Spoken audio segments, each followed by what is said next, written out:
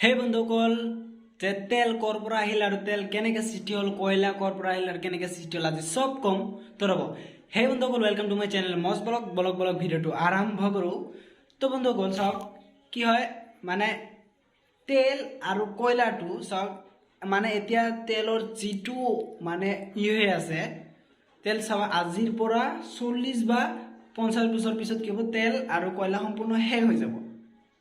তো চাওক, সেইকাৰণে আমি কি কৰিব লাগিব, অলপ তেল কয়লা অলপ কমকৈ ইউজ কৰিব লাগিব। চাওক, এনে ধৰি লওক এই ঘৰৰ পৰা বজাৰ 1 কিলোমিটাৰে নহয়, এই বাইকখন লৈ বজাৰ কৰিব যাওঁ আমি। তো চাওক, এনে আৰু চাইকেল লৈ যাওঁ, খোজকাঢ়ি যাব পাৰোঁ, চাইকেল লৈ যাব পাৰোঁ, তথাপি কি কৰোঁ মই তেলবিলাক এনে নষ্ট কৰোঁ।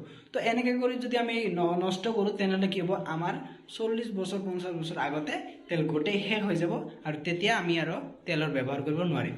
এতিয়া ধৰি লওক যে আমেৰিকা, চাওক আমেৰিকাত সিহঁতে আমাৰ ইয়াতে যদি 50 বছৰ পিছত যদি শেষ হৈ যায়, আমেৰিকাত 100 বছৰ পিছত শেষ হৈ যাব। মানে সিহঁতে থৈ দিছে, সিহঁতৰ কাৰণে ছেপাৰেট কৰি ৰাখি দিছে যে বেলেগ দেশত শেষ হ'লেও আমেৰিকাত অলপ লেটকৈ শেষ হ'ব, মানে এটা আছে। তো বলক চাওক কেনেকৈ তেল সৃষ্টি হ'ল আৰু কি হ'ল। তো বলক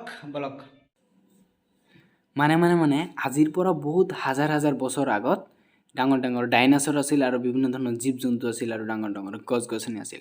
তো এইবিলাকৰ পৰা কি হ'ল যে ডাঙৰ ডাইনাছৰ জীৱ জন্তুৰ পৰা কি হ'ল, তেল সৃষ্টি হ'ল।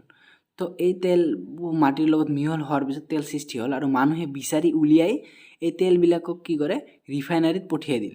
আৰু ৰিফাইনাৰীত লৈ অহাৰ পিছত ৰিফাইনাৰীত কি কৰে, 4-5টা ভাগ কৰি ল'ল, যে পেট্ৰল, ডিজেল আৰু কেৰাচিন, আলকাট্ৰা আৰু কিবাকিবি মানে এটা বস্তুৰ পৰাই বনাই এইবিলাকক কি কৰে, কালাৰ চালাৰ কৰাৰ পিছত তাৰপিছত এইবিলাকক কি কৰে, বাহিৰত ছাপ্লাই দিয়ে আৰু ইয়াৰ পৰা আমি কিনি বাইক চলাওঁ, গাড়ী চলাওঁ, এইবিলাকে চলাওঁ। কিন্তু চাওক, আজিৰ পৰা 40 বা 50 বছৰ পিছত কি হ'ব, তেল শেষ হৈ যাব।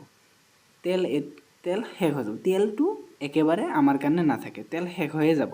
মানে যিমান ইউজ হৈ আছে না তেলৰ, বহুত ইউজ হৈ আছে।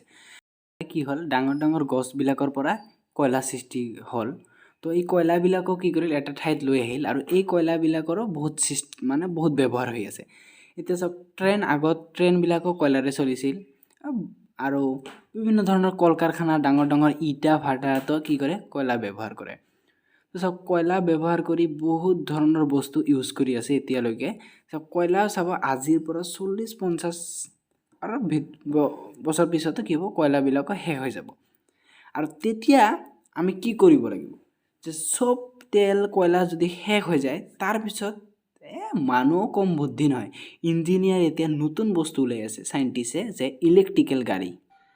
এতিয়া চাওক, ইলেক্ট্ৰিকেল গাড়ী হ'লে কি হ'ব, পিলপিলি আৰু স্কুটিও ওলাই আছে আৰু বিভিন্ন ধৰণৰ ইলেক্ট্ৰিকেল গাড়ীৰ ওপৰত ইঞ্জিনিয়াৰ আৰু চাইণ্টিষ্টে বহুত মাথা মাৰি আছে। চাওক, এইবিলাক 40 বা 50 বছৰ পিছততো এইবিলাক শেষ হৈয়ে যাব। তো সেইকাৰণে তো মানুহৰ চলাচল কৰিব লাগিব না, চলাচল কৰাৰ কাৰণে ইলেক্ট্ৰিকেল গাড়ীৰ ওপৰত বহুত মাথা মাৰি আছে। আৰু ইলেক্ট্ৰিকেল গাড়ী হ'লে আমাৰ এটাই বহুত সুবিধা হ'ব। চাওক, এইবিলাক গাড়ী ধোঁৱাবিলাকৰ পৰা বায়ু প্ৰদূষণ হৈ আছে আৰু আমাৰ অক্সিজেনৰ অভাৱ হৈ আছে।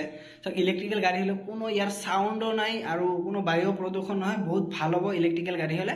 আৰু এইবিলাক গাড়ী হ'লে মানে আৰু চাওক, ইমান হাজাৰ গাড়ী এদিনত কিমান চলাচল কৰে আৰু এইবিলাকৰ পৰা ইমান যে ধোঁৱা ওলায়, একদম পূৰা অক্সিজেনৰ অভাৱ হৈ আছে। তো ইলেক্ট্ৰিকেল গাড়ী আহিলে ভাল হ'ব আৰু আপোনালোকে চবে যাতে তেলটো অলপ কমকৈ খৰচ কৰে। তথাপি তেল কমকৈ খৰচ কৰি কি হ'ব, আমাৰে ভাল হ'ব। আমি আৰু 5 বছৰটো ৰাখিব পাৰিম অলপ কমকৈ ইউজ কৰিলে। আমি যদি বেছিকৈ এনে উৰাই দিওঁ, তেনেহ'লে আৰু 40-50 বছৰতে শেষ হৈ যাব। তো বন্ধুসকল, যদি মোৰ ভিডিঅ'টো ভাল লাগে তেনেহ'লে এটা লাইক কৰিব, শ্বেয়াৰ কৰিব, কমেণ্ট কৰিব আৰু মোৰ চেনেলটো যিসকলে নতুন আছে মোৰ চেনেলটো ছাবস্ক্ৰাইব কৰি দিব। Bye bye.